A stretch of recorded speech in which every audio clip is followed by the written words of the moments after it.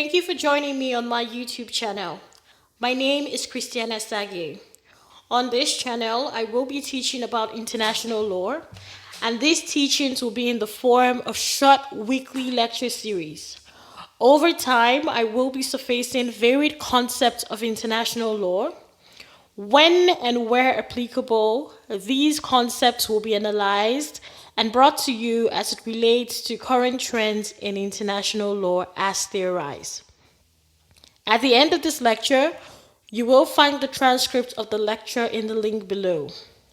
Also, for current trend and analysis in international law, you can subscribe to my blog. All the details you will find in the comment section below. For the 31st lecture in this lecture series, we will be exploring one of the regional systems we mentioned in our previous video, the African regional system. In this lesson, we will give a bird's eye view of the formation of the African regional system, the African Union. We would also speak to how it organizes to perform its activities. What is the African Union? The African Union, AU, is a regional bloc comprising of African countries. It was founded on May 26, 2001 in Addis Ababa, the capital of Ethiopia. Upon the establishment of the AU, it was launched in 2002 in Durban, South Africa.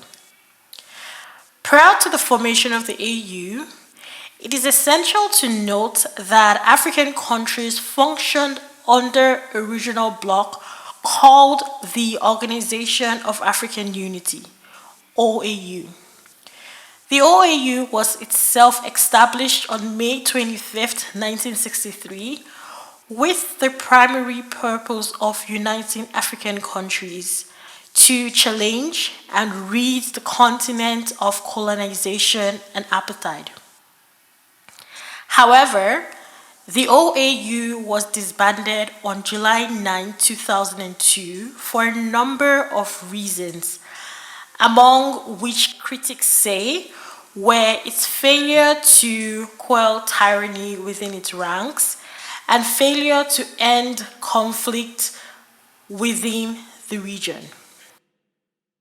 The AU was therefore set up as a response to the inadequacies of the OAU, and with a solemn declaration by African leaders to the African people to uphold certain ideals.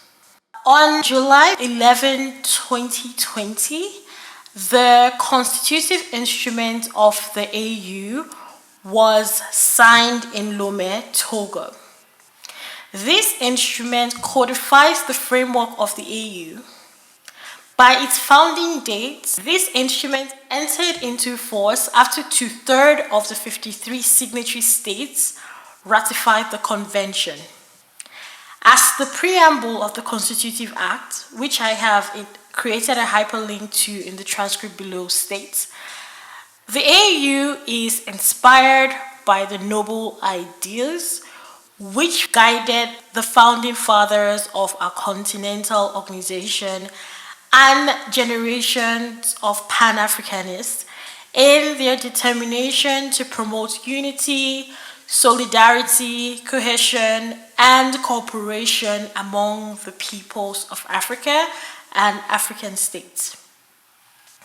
Article 3 of the Constitutive Act of the AU provides a list of 14 objectives, and Article 4 of the Constitutive Act of the AU details that the AU shall function in accordance with 16 principles. Some of these principles we have mentioned in previous videos, such as non-interference, non-use of force, pacific resolution of disputes, sovereign equality, and other issues such as human rights, democracy, the rule of law, social justice, and gender equality, to mention a few, some of which we will explore in future videos. According to Article 5, Paragraph 1 of the Constitutive Act of the AU organizes around at least 9 organs, which are the Assembly of the Union, the Executive Council, the Pan-African Parliament, the Court of Justice, the Commission, the Permanent Representatives Committee, the Specialized Technical Committees, the Economic, Social, and Cultural Council, and the financial institutions. In subsequent videos, we will address each of these organs, unpacking their purposes and how they assist the AU in fulfilling its mandate.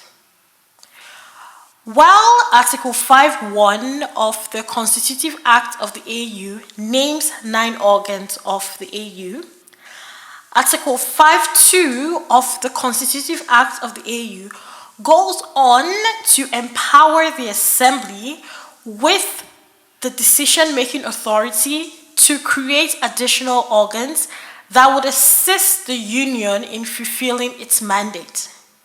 To this end, there are some other structures of the AU that are worthy of note, and they include the Peace and Security Council, which we can think about along the lines of the mandates of the United Nations Security Council.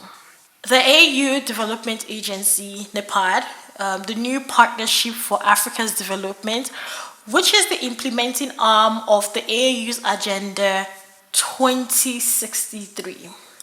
The AFCFTA Secretariat, the Administrative Department or Office for the African Continental Free Trade Area, an area set up to accelerate intra-African trading position in the global market by strengthening Africans' collective voice and policy space in global trade negotiations.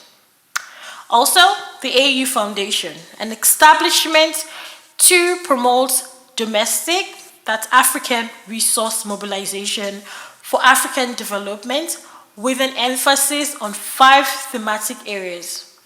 A, skills and human resource development.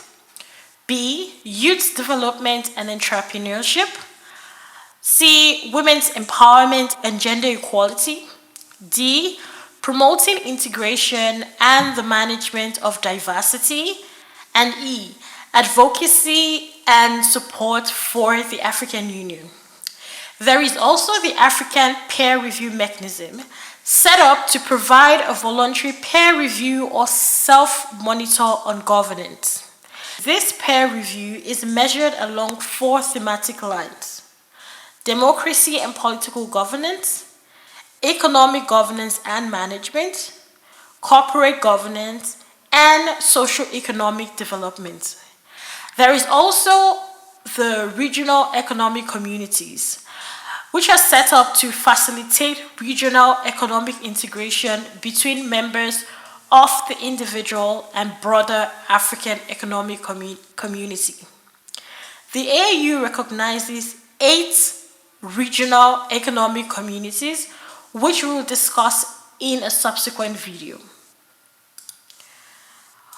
Over the course of this lesson, we have talked about the formation of the AU, its mandate, and given a general layout of its architecture.